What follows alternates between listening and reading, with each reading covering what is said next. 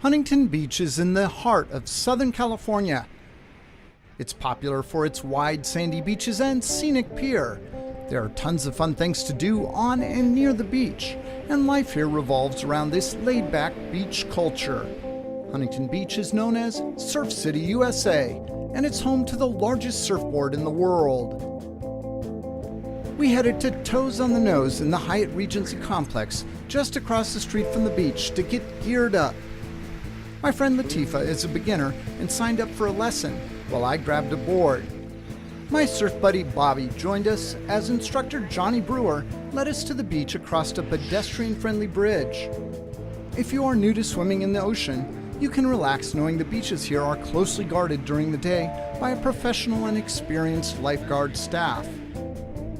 We couldn't wait to paddle out to catch some waves and left Latifah in good hands. All right, here we go. Pop up. This is where the magic happens. Surfing is a difficult sport to learn, so I highly recommend taking lessons to make the experience as easy and enjoyable as possible. After the land lesson, it was time for Latifah to try the real thing.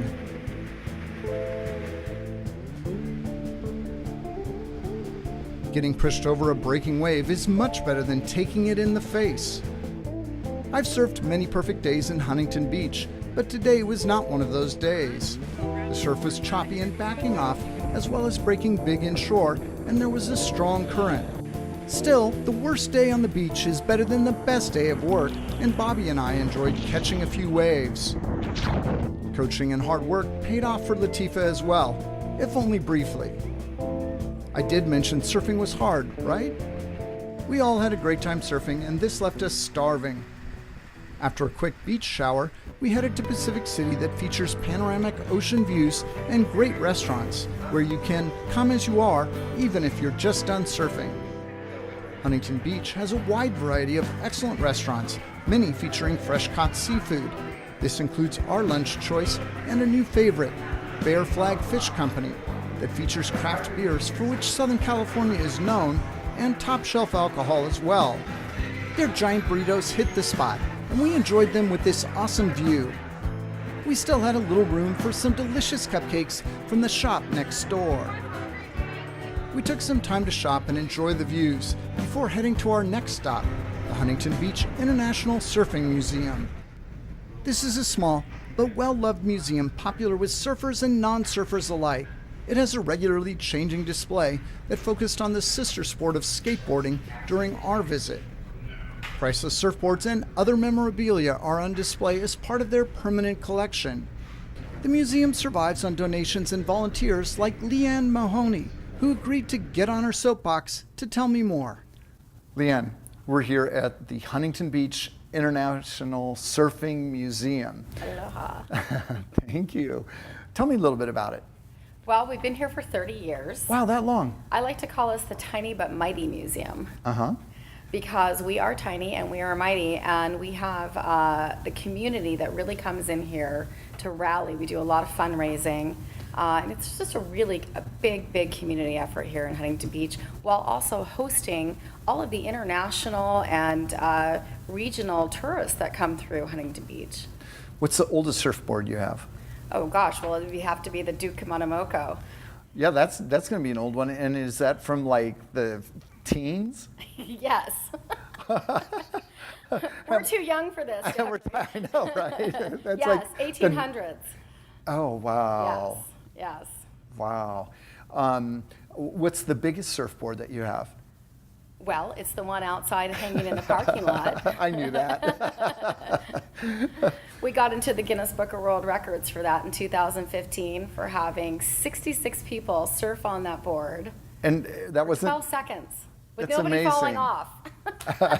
And you have a great video you can watch here on that. Yes, absolutely. Yeah, it's about a 10-minute video. Everybody likes to come in and just cool down from the beach and check that out. There's a lot of history there. I've seen it a number of times, and it's big, and it was until someone walked underneath it today that I was like, whoa, that is really big. Yes, yeah, it'd be like standing next to Wilt Chamberlain or Me, huh? So exhibition changes regularly, isn't that right? Yeah, it's about 3 times a year that we'll change it out. So we have the Surf to Skate exhibit going on right now, which has been super cool because we've had like all the old school guys come in and just, That's awesome. you know, really enjoy their past with what we have up here, and a lot of the Huntington Beach old school guys. Well, thank you so much for telling me about the museum. Thank you, Jeffrey. It is common for famous surfers to drop into the museum. During our visit, one of the best surfers on the planet, Corey Lope Lopez from Florida, popped in unannounced with his family. On Tuesday, Huntington Beach has its Surf City Nights Farmers Market. This is way more than just fruits and vegetables. This is a chance to buy everything from flip-flops and sandals to a cool skateboard. The farmers market is family friendly, and I mean the whole family, including your dog.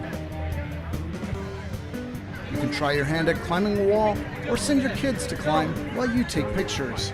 There's lots of fun things for kids to do at the farmers market. Duke Kahanamoko, whose surfboard we saw in the museum, watches over the fun, dressed in a fresh flower lei. After our long eventful day in Surf City, USA, Latif and I just took time to sample the food and enjoy the scene.